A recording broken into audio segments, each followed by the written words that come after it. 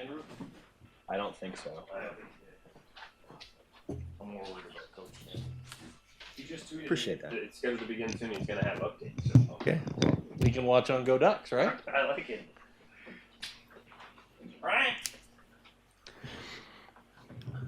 Mark, I think a week or two ago you said that you guys were still had your best football ahead of you. Usually teams are either getting better or fading away. Do you feel like you're just starting to take off now with Vernon back, and that really helped out the defense a lot the way your offense was playing? I think we're definitely playing better in phases, and then still just need to put the complete thing together. Last night, a ton of yards, but not the matching points. Part of that is red zone execution. 2 picks in the end zone will affect that. Field goals affect that. So obviously we want to finish those with touchdowns, and then. There's always errors like we talked about last night, whether it's coverage or fits or tackling that are kind of glossed over in the win, and then obviously a ton of special team stuff that it literally is installation day one type mistakes that happened last night that can't happen going forward. But as a whole, a ton of improvement and need to stay on that trend. Mike? Mark, last night the players were saying, and other coaches were saying, they're not satisfied yet. They're still looking for ways to finish drives. What exactly do they need to do to finish those drives to be satisfied with the overall product of the game? Well, you're always kind of chasing perfection, right? We always talk about chasing better and just how you fit into the role. For instance, we have them 3rd and 100. And we get a personal foul, just ridiculous. That if that's a punt and you flip it and it's 50, 60, you can start to kind of get that frenzy going and create that momentum. But just of doing your job great, playing your role to the absolute best of your ability, including the scout team guys, including everybody in the phases we were just talking about. To that end, we did not have a special teams player of the game. The special teams scout of the week was Sean Kilpatrick. Offensive player of the game was 2, Tyler Johnstone and Evan Bayless. Our offensive scout of the week was Dylan Kane. Defensive player of the game was DeForest Buckner, and the defensive scout of the week was Morgan Mahalik. Matt? With Vernon and his escapability or designed run plays, how much do you feel like that opened up lanes for Royce and the other running backs behind him? A ton.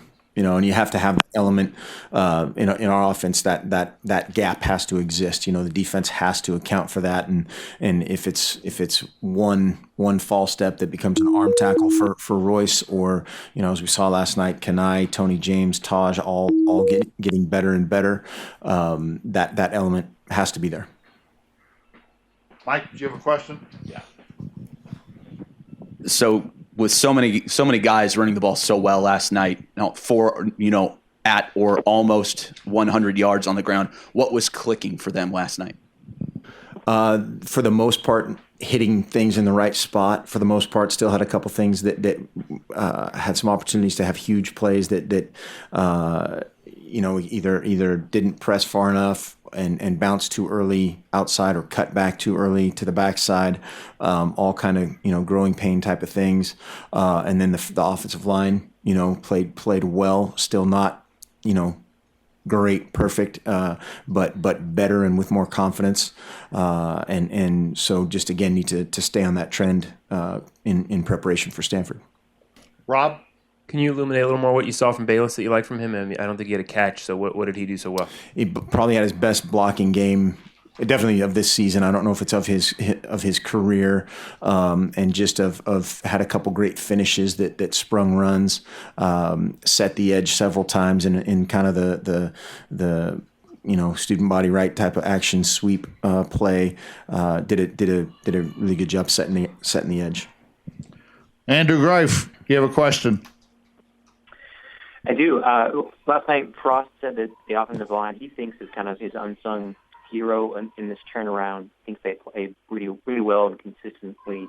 Wondered if you had a position group that you thought has kind of gone under the radar but has played quite well in this 3-game turnaround. Up until last night, I would have said special teams. You know, and again, the two blocks were just really.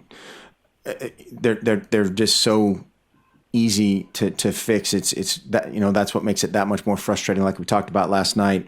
But our return game has been really good. Our punt team had been excellent for the most part.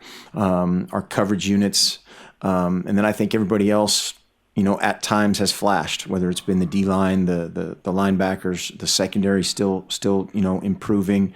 But everybody's kind of taken their turn, you know, flashing for the good and flashing for the we need to fix it.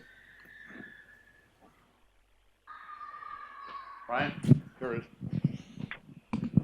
Can you kind of describe what a week of practice and preparation's like for Charles to still getting up to speed with the secondary and obviously doing enough on offense where he is there to make a big play, and I'm not sure what all he does on special teams, but just like Right. what all is he doing for you? Yeah, in general, he's a defensive player in practice and special teams, and so 90+% of the time he's a defensive player and a special teams player. And then, you know, we'll pull him over for a few reps of 1-on-1, 7-on-7 as an offensive player, and then he just tries to hook up with Coach Lubick when he can, either before meetings, after meetings. Of Charles is a very smart football player and can learn things, even, you know, nuanced stuff, the weekly stuff, very quickly. Mike Scout. DP said last night that he thinks that the defense is buying into that defensive game plan, that philosophy, that they're more confident. Are you seeing the same thing? Well, definitely. And so much of that as a defense, like we've talked about before, it's 11 guys, 11 guys doing their job. If I'm a defensive lineman, I'm not trying to peek around to do somebody else's job. I've got my pads down and I'm fitting my gap or fitting my offensive lineman, whatever it may be. And then last night we got some hands on some balls up front. We got some hands on the ball in the secondary, made a lot more plays on the ball than we have in the past. And that's contagious too.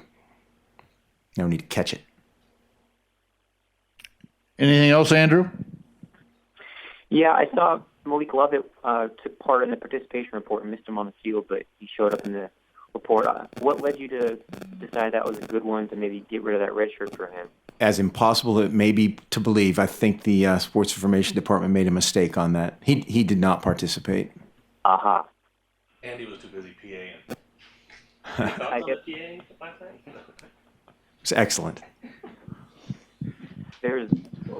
Regarding a young guy, obviously Canton Kamatue had so much praise, so much promise, and played pretty well coming back from his injury, at least flashed at times. Mm-hmm. I guess any insight into the last 2 weeks, hasn't seen the field, kind of what's kept him out of that? He's not been available these last 2 weeks. Brian?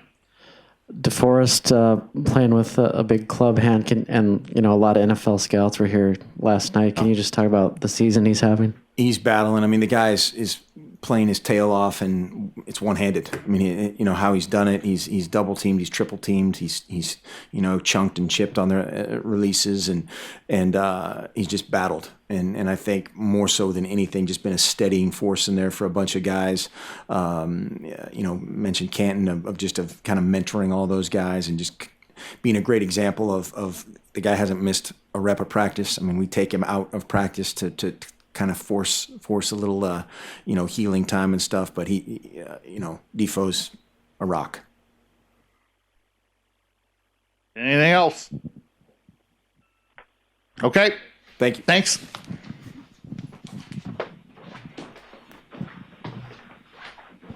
the problem, Dave? What's the problem? Upstairs.